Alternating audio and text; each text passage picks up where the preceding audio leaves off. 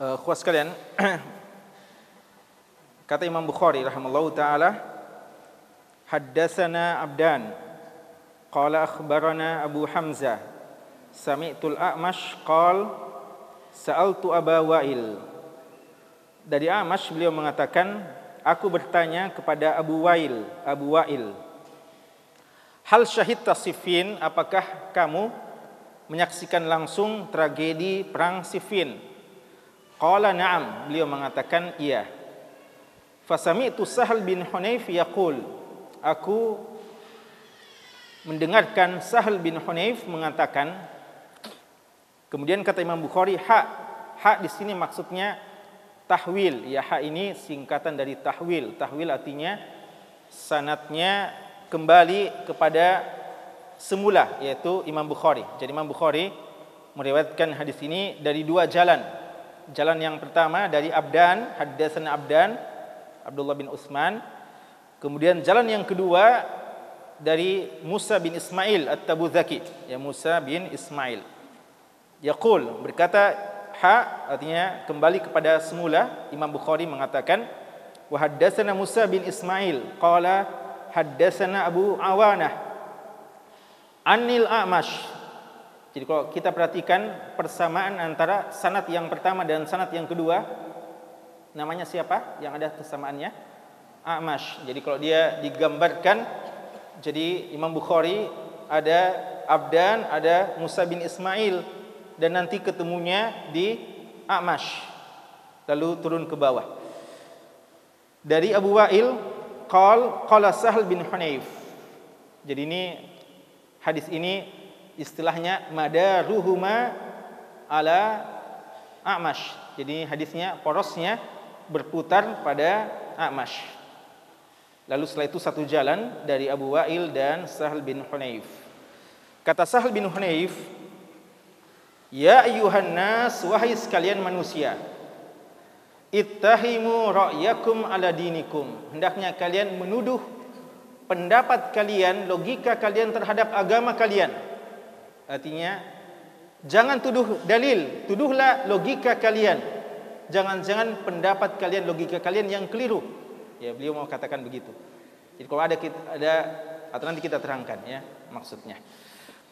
Laqad ra'aituni yauma Abi Jandal. Ya, beliau membuktikan bagaimana bahayanya ketika kita mengutamakan perasaan daripada dalil, mengutamakan perasaan logika daripada hadis Nabi sallallahu alaihi wasallam. Beliau mengatakan ra'aituni, saya saksikan sendiri. Artinya saya pengalaman, saksi hidup dan mengalami langsung hari Abu Jandal, peristiwa Abu Jandal. Walau astati', seandainya saya mampu, seandainya saya mampu an arudda amra Rasulillah sallallahu alaihi wasallam, seandainya saya berani dan pernah mau menolak keputusan Nabi sallallahu alaihi wasallam, la radattuhu wa ma la radattuhu, maka saya akan menolak hadis Nabi sallallahu alaihi wasallam pada peristiwa Abu Jandal itu. Jadi peristiwa yang paling memungkinkan bagi saya untuk ragu akan hadis Nabi sallallahu alaihi wasallam dan menolak keputusan beliau adalah sebenarnya pada saat peristiwa Abu Jandal. Perang apa ini? Kisah Hudaybiyah yang nanti akan kita terangkan insyaallah. Wa ma wada'na suyufana ala awatiqina. Dan waktu itu kami tidak mau meletakkan pedang-pedang kami dari pundak-pundak kami. Ila amrin yufzi'una ila ashalna bina ila amrin na'rifu ghaira hadzal amr. Kami tidak akan mungkin meletakkan senjata kami untuk satu urusan yang mengherankan kami atau yang membingungkan kami atau yang membuat kami kaget. Untuk sesuatu urusan yang kami tidak tahu halnya. Ya, artinya kami waktu itu sebenarnya berat untuk mengikuti keputusan Nabi sallallahu alaihi wasallam. Tapi karena itu keputusan, maka kami harus melepaskannya. Ya, kami harus tunduk dengan keputusan Nabi sallallahu alaihi wasallam yang waktu itu beliau dan para sahabat merasa bahwa hal ini bertentangan ya dengan apa yang biasanya diajarkan oleh Nabi sallallahu alaihi wasallam. Jadi antum lihat nanti ini, mereka waktu itu menggunakan logika sebenarnya bukan logika mujarrad ya, logika mereka sebenarnya bukan logika sekedar logika, tapi mereka juga punya dalil sebenarnya. Tapi dalil yang mereka ketahui selama ini bertentangan dengan dalil yang disampaikan oleh Nabi sallallahu alaihi wasallam pada waktu itu. Dan ini faedahnya penting, bahwa ketika kita merasa ada dalil yang bertentangan, maka seharusnya kita mengambil dalil yang lebih jelas penunjukannya atau pada konteksnya yang disampaikan waktu itu.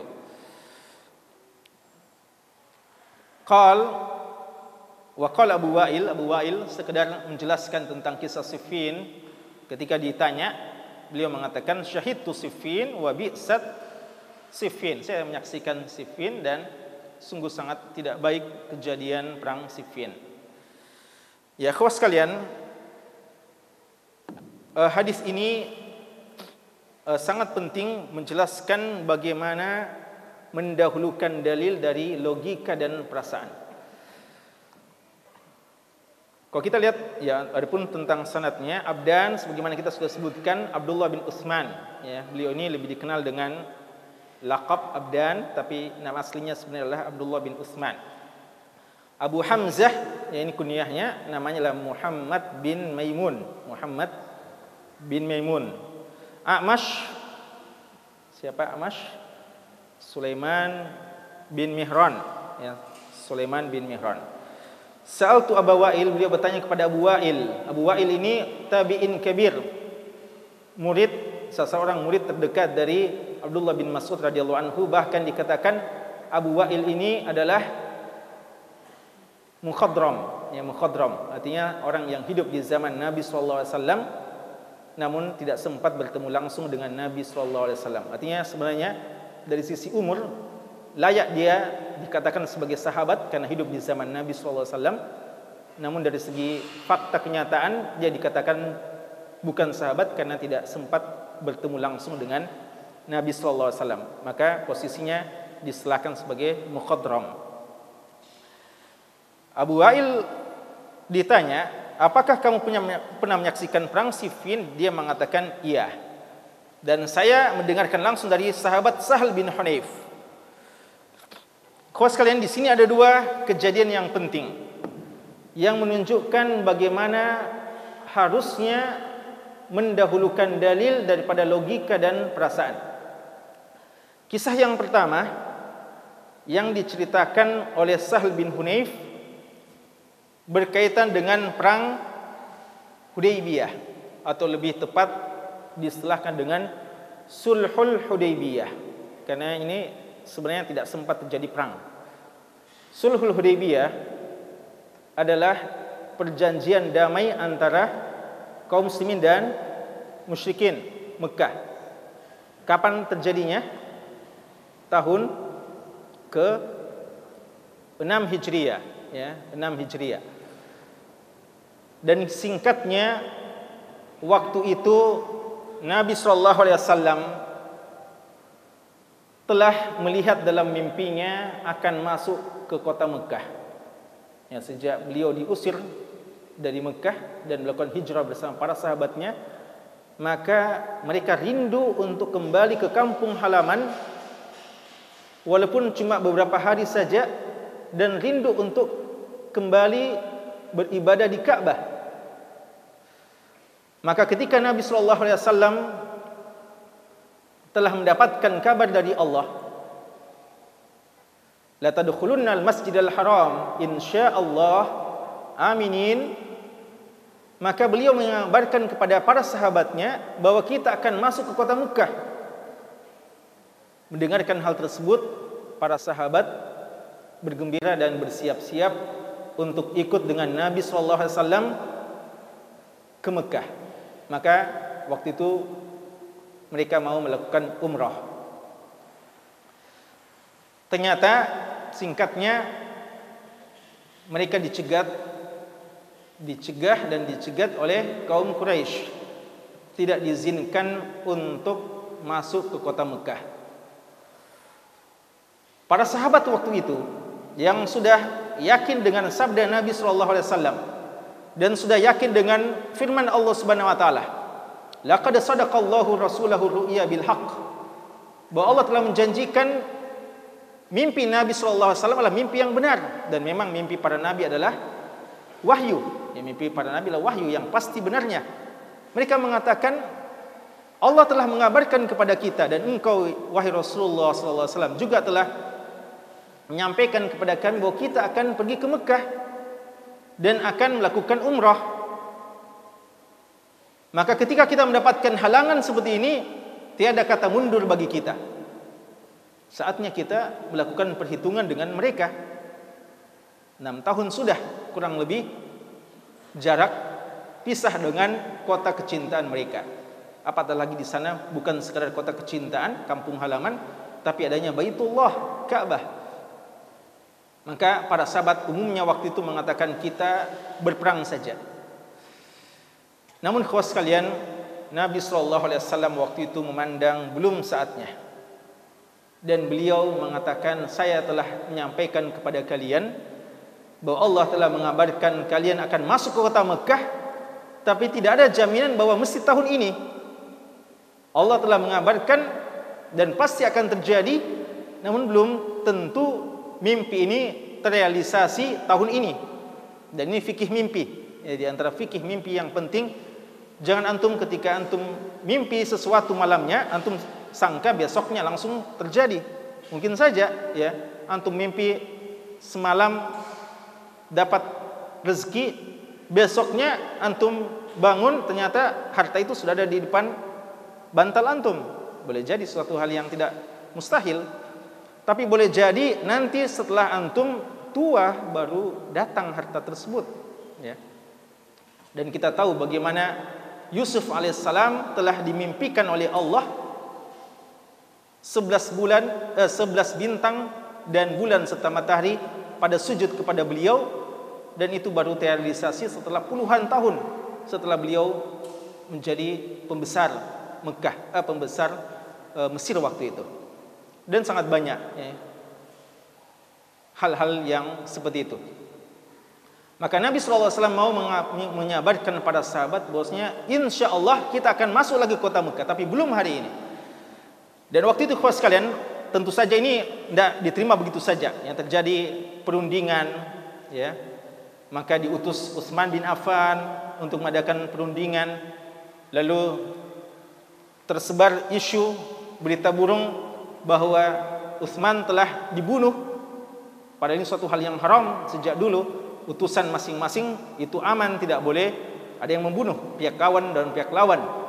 Harus menjamin keselamatan bagi utusan. Dan para sahabat waktu itu sudah membaiat pada Nabi SAW, para sahabat membaiat Nabi SAW di bawah pohon. Laqad radiyallahu 'anil mu'minin id yubayyi'unaka tahta asy-syajarah fa'alima ma fi qulubihim fa'anzala as-sakinata 'alaihim wa atsabahum fathan qariba. Allah telah menjamin bahwa mereka diridhoi waktu itu. Mereka sudah sepakat membaiat siap mati membela sahabat Nabi sallallahu alaihi wasallam Utsman waktu itu, jika memang betul beliau dibunuh. Namun khusus sekalian, ternyata tidak, ya. Jadi perundingan, dan orang-orang Quraisy mengutus Suhail bin Amr untuk berunding dengan Nabi sallallahu alaihi wasallam. Dan pada waktu itu akhirnya sepakat perjanjian Sulhul Hudaybiyah dengan beberapa butir-butir kesepakatan dan perjanjian. Dan di antaranya adalah belum bisa sahabat hijrah umrah waktu itu. Nanti tahun berikutnya, ya, itulah yang nanti disebut sebagai Umratul Qadha. Dan 10 tahun tidak boleh saling mengganggu, walaupun ini nanti merekalah yang duluan melanggar perjanjiannya. Dan di antara perjanjian yang dianggap berat sebelah, bahwa jika ada di antara kaum muslimin yang ke Mekah, maka tidak dipulangkan. Dan jika ada dari kalangan mereka ke Nabi SAW, mesti dipulangkan. Yang seperti ini khusus sekalian perjanjian yang berat sebelah, yang dolim. Namun Nabi Shallallahu Alaihi Wasallam menyanggupi perjanjian waktu itu. Disinilah para sahabat sebagian merasa berat. Ya, mereka sudah semangat menggebu-gebu dari Madinah mau melihat Ka'bah, terhalangi. Harus buat perjanjian tahun depan, ya, dan antum tahu kalau sudah dekat lalu mesti lagi diundur sampai tahun depan, ya. Bagaimana lamanya tahun depan itu, ya. Dan kemudian buat perjanjian, ya, padahal waktu itu mereka sudah siap mati. Seandainya dikatakan perang sampai mati-matian, mereka siap mati waktu itu. Tapi ternyata Nabi Shallallahu Alaihi Wasallam mengatakan belum saatnya, kita pulang. Dan perjanjian yang sekali lagi dikatakan tidak seimbang, ya. Sampai sebagian sahabat ada pertanyaan yang waktu itu bernada kurang setuju dengan keputusan Nabi Shallallahu Alaihi Wasallam. Bahkan di antara sahabat-sahabat yang mulia pun hal itu terjadi. Umar bin Khattab radhiyallahu anhu, sahabat yang paling pemberani, menganggap ini satu bentuk penghinaan. Kenapa kita harus dihinakan oleh mereka? Sudah saatnya kita buat perhitungan dengan mereka. Kita tidak takut kalau hanya harus berhadapan dengan mereka demi kita melaksanakan ibadah kepada Allah Subhanahu wa taala dan menjunjung kehormatan Islam ini. Dan kecuali sahabat yang mulia Abu Bakar radhiyallahu anhu, ya. Abu Bakar radhiyallahu anhu, waktu itu sahabat-sahabat yang lain ketika merasa sulit untuk meyakinkan Nabi sallallahu alaihi wasallam untuk merubah keputusannya, maka mereka berusaha untuk membujuk Abu Bakar, karena Abu Bakar ini orang paling dekat dengan Nabi sallallahu alaihi wasallam.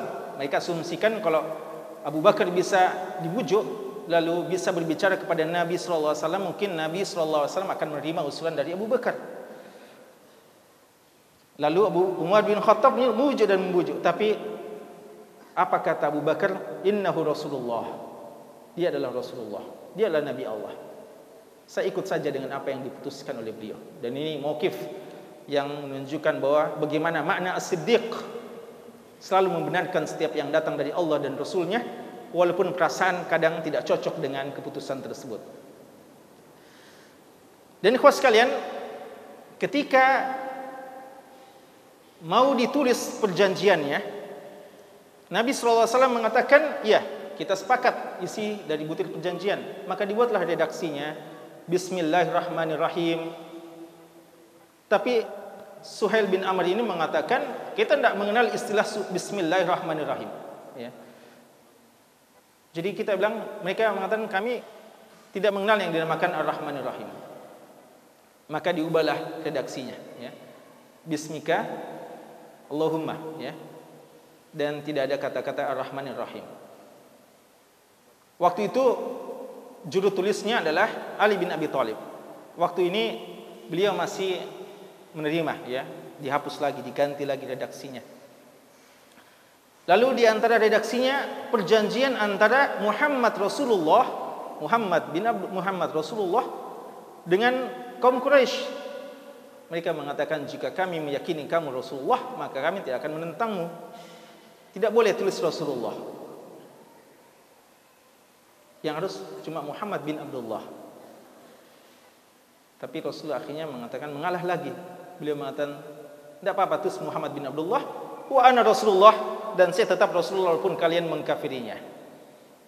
Tapi kali ini Ali bin Abi Thalib, karena sudah terlanjur menulis Rasulullah, beliau tidak mau menghapus kata Rasulullah.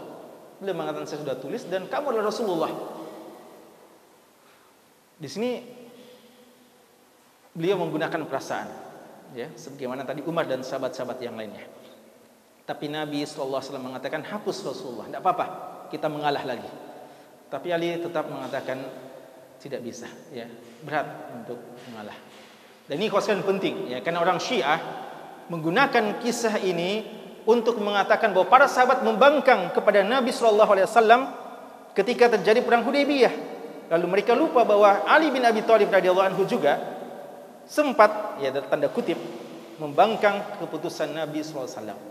Adapun kalau kita mengatakan ini batas-batas mereka sebagai manusia biasa kadang merasa berat ya dengan sesuatu yang tidak cocok dengan perasaannya, walaupun akhirnya mereka rujuk. Karena Ali bin Abi Thalib tidak mau, maka Nabi SAW yang menghapus sendiri. Tapi karena beliau tidak tahu membaca dan menulis, maka beliau mengatakan yang mana tulisan Rasulullah. Maka ditunjukkan di situ, maka beliau hapus. Ya, karena beliau tidak tahu membaca dan tidak tahu menulis. Karena bilang itu tulisannya, maka beliau hapus. Di sini khusus sekalian, para sahabat merasa berat. Ya. Kemudian bertambah lagi kisah Abu Jandal. Ini kan yang disebutkan oleh siapa? Ya, Sahal bin Hunayf. Seandainya mau ikut logika dan perasaan, maka tidak cocok ya dengan perasaan dan logika kisah Abu Jandal. Abu Jandal ini anak dari Suhail bin Amr, orang yang diutus oleh Quraisy untuk mengadakan perjanjian ini.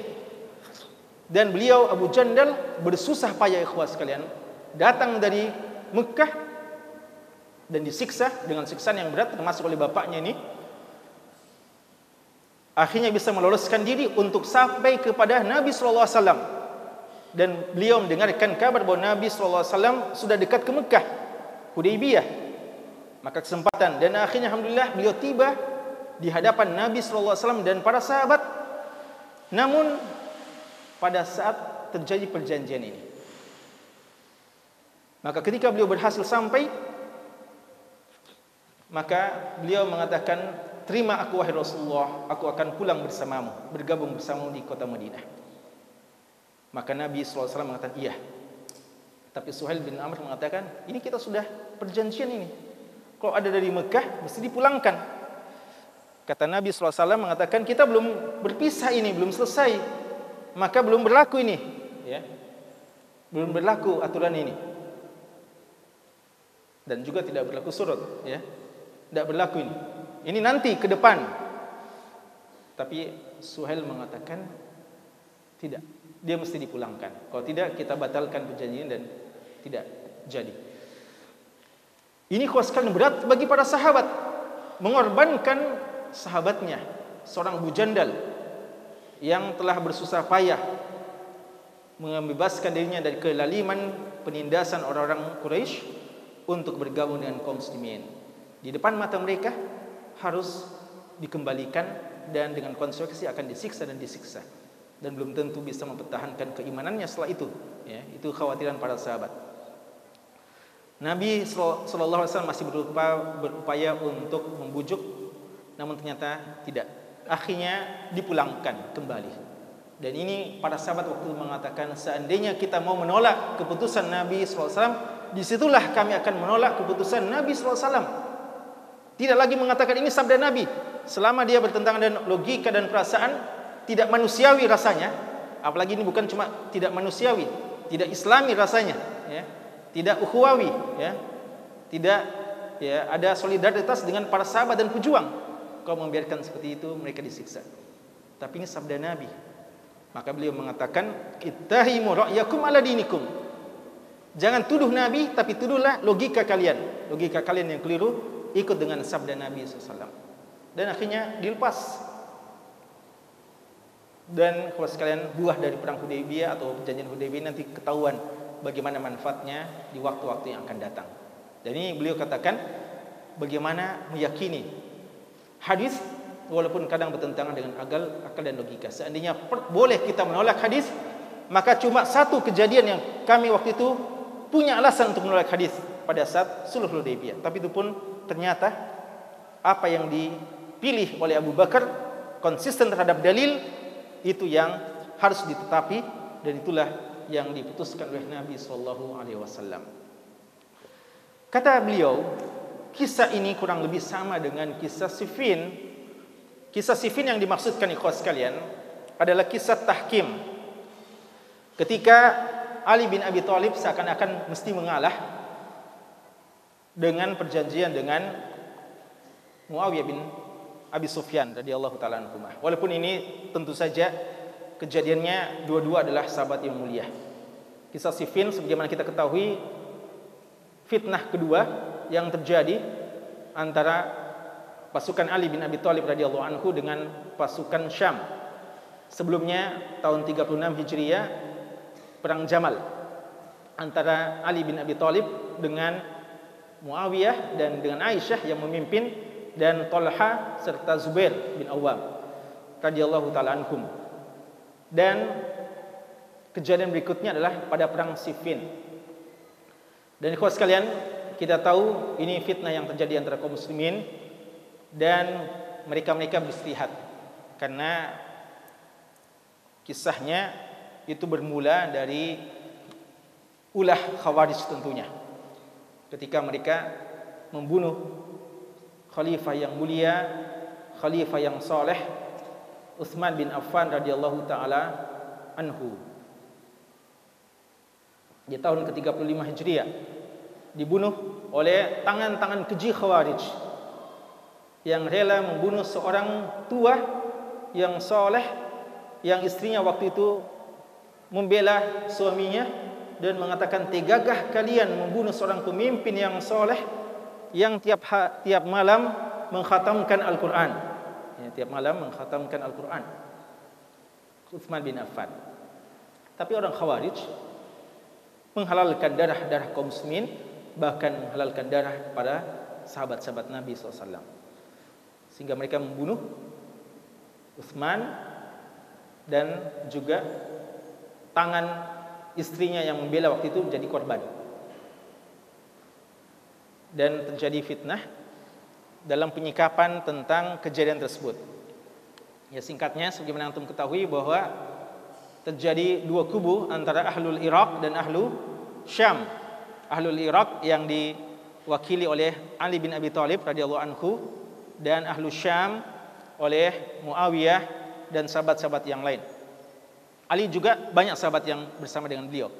Intinya waktu itu Ali bin Abi Thalib dianggap khalifah yang paling berhak menggantikan Utsman bin Affan. Cuma apakah saatnya membaiat beliau atau diselesaikan dulu persoalan darah dari khalifah yang mulia Utsman bin Affan?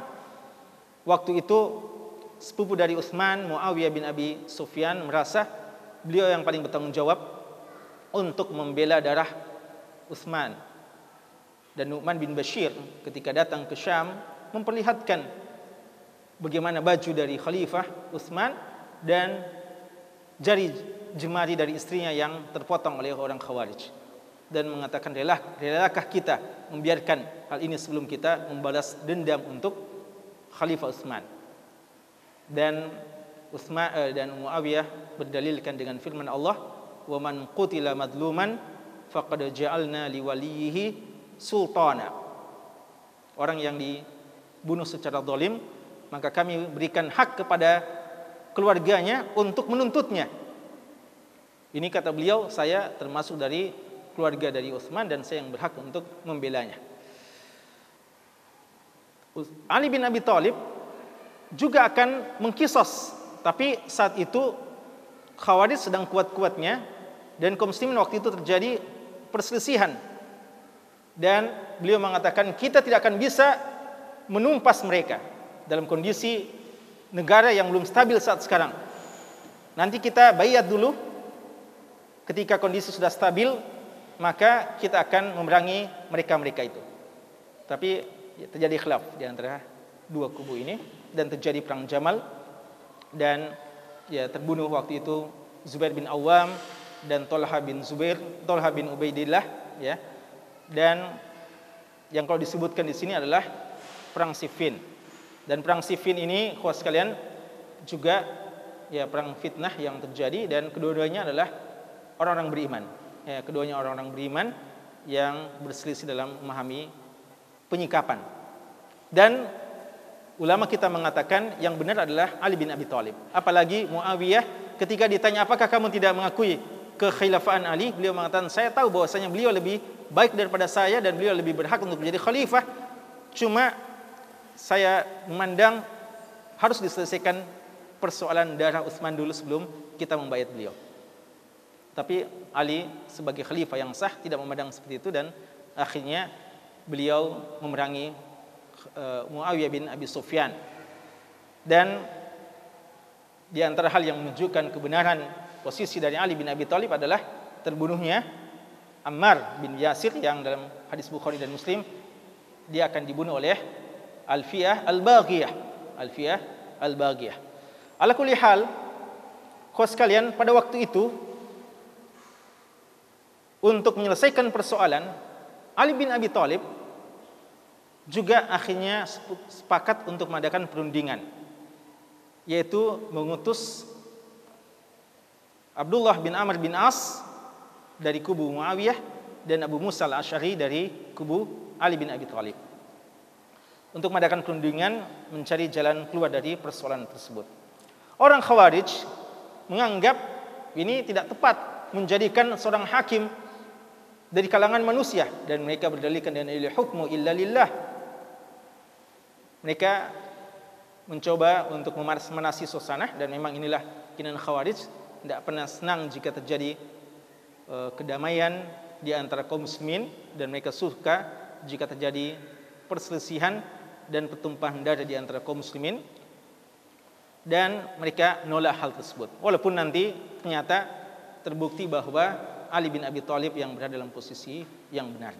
Namun intinya kawan sekalian, waktu itu juga dalil yang disebutkan oleh Abu Wa'il atau oleh A'mash di sini, beliau mau mengatakan bahwa ada kemiripan antara kisah Hudaybiyah dengan kisah Siffin, di mana kadang kita tidak cocok dengan keputusan pemimpin yang mungkin lebih paham terhadap dalil terhadap kita dengan perasaan kita. Kadang anak muda menyangka pemimpin ini terlalu lamban, ya. Pemimpin ini terlalu penakut, ya. Sudah saatnya, ya, kami ingat dengan peristiwa-peristiwa yang terjadi, ya kawan sekalian, dalam kisah kemenangan FIS yang lalu di Aljazair, ya, tahun-tahun 90-an, ketika mereka merasa berada di atas angin, mereka minta fatwa kepada Syekh Al-Albani rahimahullah ta'ala, yang waktu itu mereka ingin legitimasi dari Syekh. Lalu Syekh memberikan berapa jalan keluar dan memberikan pertimbangan, bahwasanya berapa sudah kekuatan kalian dan seterusnya, dan beliau mengarahkan bahwa belum saatnya, tapi mereka mengatakan sudah saatnya. Akhirnya mereka, ya, mau dengan, walaupun mereka sempat menang lewat parlemen dan juga mau dengan cara kekerasan dan seterusnya, namun ternyata akhirnya apa yang diprediksikan oleh para ulama kita bahwa belum saatnya, itu benar terjadi, ya, sehingga hanya beberapa lama kemenangan yang terjadi di Aljazair bagi para Islamiyin, kaum muslimin yang iltizam waktu itu, namun karena gegabah tanda kutip tidak mematuhi arahan-arahan dari para ulama, sehingga dalam waktu singkat para Islamiyin akhirnya diberantas, dihabiskan, ya, bahkan jangankan memerintah, mereka dibersihkan dari kabinet, bahkan dibunuh, dipenjara dan seterusnya. Tidak diizinkan ada yang berjanggut dan seterusnya, sehingga banyak mereka melarikan diri dari negeri mereka sendiri. Dan kami sendiri waktu itu bertemu dengan beberapa mereka-mereka, para ikhwah-ikhwah kita yang belajar di Madinah, dari mereka-mereka yang lari dari peristiwa tersebut. Intinya kawan sekalian, ini suatu hal yang menjadi pelajaran yang penting, bahwa para ulama Rabbaniyun itu mereka memandang lebih matang dengan dalil-dalil pemahaman yang lebih utuh, sehingga kita harus berada di belakang mereka dan mematuhi arahan-arahan mereka, dan tidak memakai semangat belaka dan perasaan-perasaan. Apatah lagi jika mereka telah menggunakan, ya, menjelaskan dengan dalil-dalil, maka perasaan dan pendapat itu harus dibelakangkan dari dalil-dalil yang jelas yang diketahui oleh para ulama-ulama kita. Dan kalau kita lihat hubungan antara hadis ini dengan hadis yang lalu, bahwa nampak ulama-ulama Rabbaniyun mereka lah yang mengarahkan umat dengan dalil-dalil yang benar, yang jelas. Adapun kadang sebagian orang meminta fatwa-fatwa sebagian anak muda yang kadang tidak bertanggung jawab, sehingga lahirlah fatwa-fatwa yang akhirnya membuat perpecahan di antara kaum muslimin atau menjadikan korban-korban di antara kaum muslimin. Bukti yang nyata apa yang kita saksikan dalam di kasus ISIS, ya, ini adalah fatwa-fatwa yang tidak bertanggung jawab dari orang-orang yang tidak jelas kapasitas keilmuannya dan asal usulnya, lalu tidak mengindahkan perkataan para ulama-ulama kita. Ini khos sekalian, inti dari hadis kita ini adalah bahwa perasaan dan logika itu penting, tapi tidak boleh mengalahkan dalil-dalil yang sahih dan dalil-dalil yang dikuasai dengan baik oleh para ulama kita. Sekali ini, Allahu taala alam, sallallahu ala nabiyina Muhammad wa ala alihi wasallam, wa akhiru da'wana alhamdulillahi rabbil alamin.